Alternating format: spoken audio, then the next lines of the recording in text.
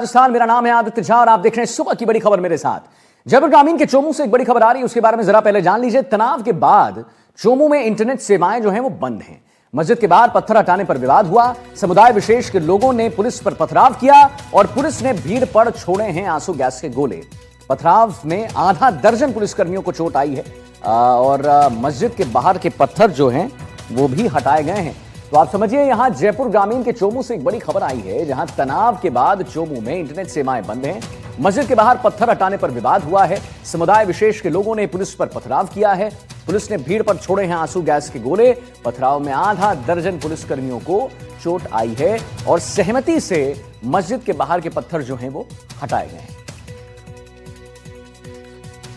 तो दिन में मस्जिद के बाहर जिस पत्थर को हटाने पर सहमति बनी, उसी पत्थर को लेकर तनाव जो है बढ़ गया और तनाव इतना बढ़ गया कि लोगों ने पुलिस पर पत्थर बरसाने शुरू कर दिए। भीड़ पर काबू पाने के लिए पुलिस को बल प्रयोग करना पड़ गया। लाठीचार्ज करने पड़े, आंसू गैस के गोले दागने पड़े। घटना के बाद इलाके में तनाव है। मौके पर भारी संख्या में पुलिस बल जो है उसकी तैनाती कर दी गई है। साहब, घटना में आज सुबह 3 बजे यह हुई है घटना। एक दिन पहले ही मुस्लिम समुदाय की सहमति से मस्जिद के बाहर सड़क पर पड़े पत्थरों को हटाया गया था। ये पत्थर लंबे समय से सड़क किनारे पड़े थे, जिससे यातायात बहुत बाधित हो रही थी। प्रशासन ने आपसी सहमति और शांतिपूर्ण माहौल में इन्हें हटाने की कार्रवाई की थी। प्रक्रिया के दौरान सिर्फ कुछ पत्थर हटाए जाएंगे। मस्जिद को किसी तरह से टच नहीं करेंगे, हम किसी तरह से नहीं हटाएंगे, क्योंकि हाईकोर्ट का स्टे है वहां पे। तो कोई भी आदमी अगर ये अफवाह फैलाता है तो गलत है। पहले दूसरी बात, किसी के कहने से, किसी के दबाव से ये पत्थर नहीं हट रहे हैं। ये मुस्लिम समाज की स्वेच्छा से, उनके बड़प्पन से, उनके बड़े दिल के कारण रखे जा रहे हैं। ठीक है, हमारी रिक्वेस्ट थी कि भाई ये रास्ता है, इस तरह का है, दिक्कत है, तो उसके लिए जरूर मानेंगे। पर इसको पूरे समाज को मैं समझता हूँ कि इस बात के लिए धन्यवाद देना चाहिए मुस्लिम समाज को कि वो स्वेच्छा से ऐसा कर रहे हैं। तो इसमें कोई भी अगर ये सोशल मीडिया का योद्धा अगर किसी तरह की कोई गलत बात करेगा तो बिल्कुल ठीक नहीं रहेगी, उसके खिलाफ कठोर। अब आइए आपको 2 तस्वीर हम दिखाते हैं कि किसने रची ये साजिश। सबसे बड़ी बात यहां पर यह आ रही है कि पत्थर हटाने पर विवाद जो है वो हुआ है। पहली तस्वीर आप देखिए कि कैसे कल दिन में यहां पर सहमति बन गई थी और लेकिन फिर पुलिस पर पथराव भी हुआ। तो सबसे बड़ा सवाल जो एनडीटीवी राजस्थान हम यहां पर पूछ रहे हैं दोस्तों, वो ये है कि आखिर ये साजिश किसने रची है? पत्थर हटाने पर विवाद क्यों हो रहा है?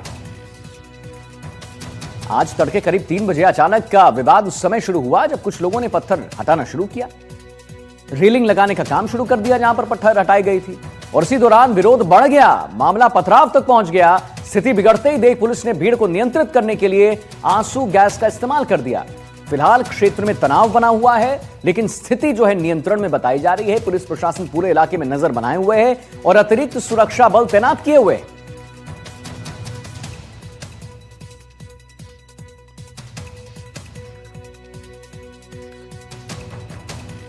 चलिए अब जरा हम ग्राफिक्स के जरिए इस पूरी चीज को समझ जाते हैं कि क्या हुआ है यहां पर। ये देखिए, लोगों को किसने भड़काया। सबसे पहले आप ग्राफिक्स ये देख ले, कौन है वो लोग जिसको भड़काया गया। दिन में जब ये बात हो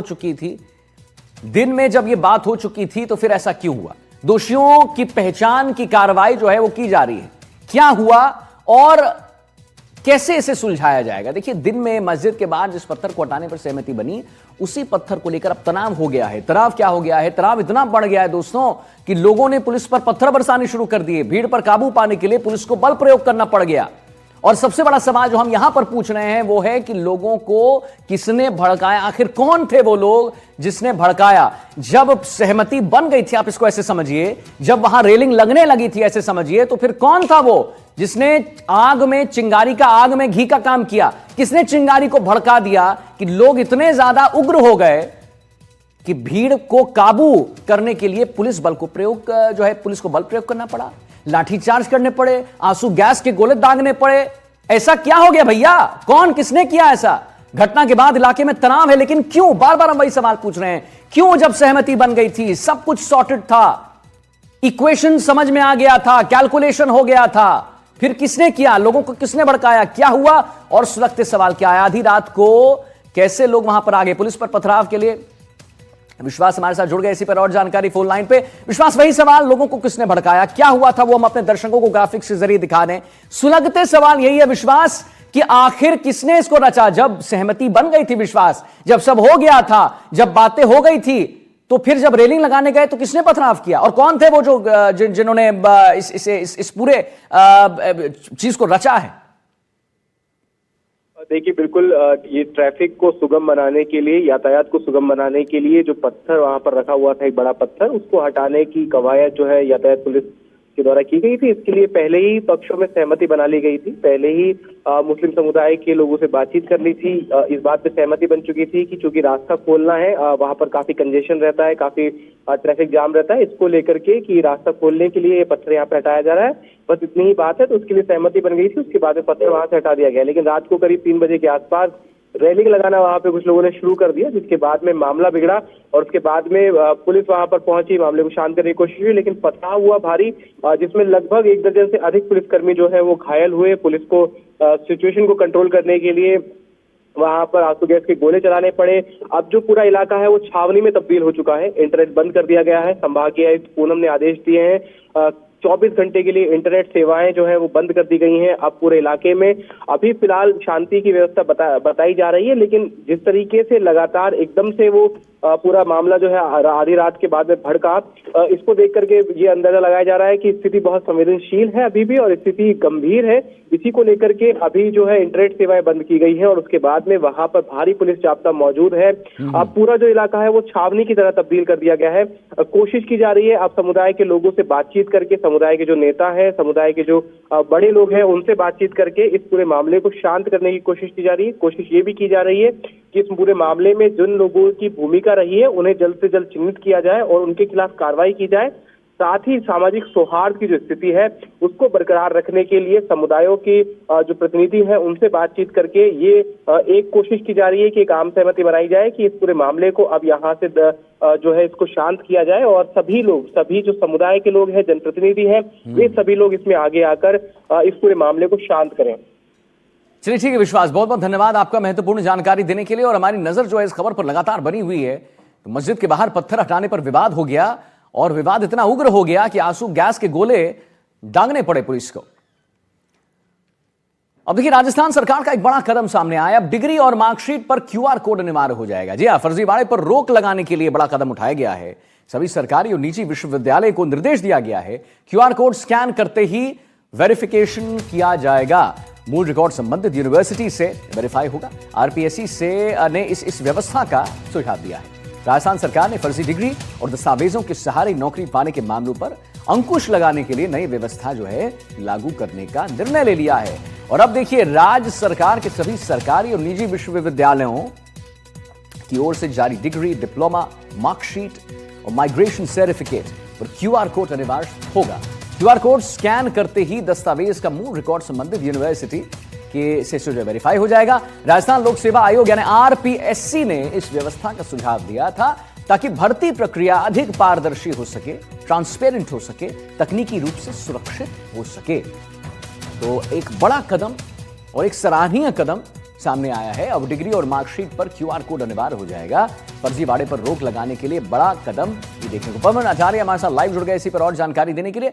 तो पवन, फर्जीवाड़े पर रोक लगाने के लिए एक बड़ा कदम इसे देखा जा रहा है और अच्छी बात है कि सभी सरकारी और निजी विश्वविद्यालयों को अब निर्देश दिया गया है कि साहब आप क्यूआर कोड स्कैन करते ही आपकी वेरिफिकेशन हो जाएगी। कितना फायदा होगा पवन, उसके बारे में जरा बता दीजिए हमारे दर्शकों को इससे। जी बिल्कुल, देखिए राजस्थान में फर्जी डिग्री और प्रमाण पत्रों पर शिकंजा कसने के लिए राज्य सरकार ने ये बड़ा कदम उठाया है। अब सभी सरकारी और निजी विश्वविद्यालयों की डिग्री, डिप्लोमा और सर्टिफिकेट पर क्यूआर कोड अनिवार्य होगा। इससे एक क्लिक में विश्वविद्यालय के मूल रिकॉर्ड से दस्तावेजों का सत्यापन संभव हो जाएगा। भर्ती प्रक्रियाओं में तेजी आएगी और बैकडेट फर्जी डिग्री लगाने की संभावना खत्म होगी। मानक एनरोलमेंट सिस्टम लागू होने से रिकॉर्ड में हेराफेरी रुकेगी और भर्तियों में पारदर्शिता और विश्वसनीयता बढ़ेगी। जैसा कि देखिए पूर्व में ऐसा देखा गया है कि भर्ती एजेंसियों की जांच में सामने आते थे कि कई जो अभ्यर्थी हैं उनके बैकडेट में तैयार फर्जी डिग्री, नकली मार्कशीट और जाली माइग्रेशन सर्टिफिकेट के जरिए सरकारी नौकरियां हासिल कर ली जाती थी। कुछ मामलों में निजी विश्वविद्यालयों के नाम से कूटरचित दस्तावेज बना लिए जाते थे।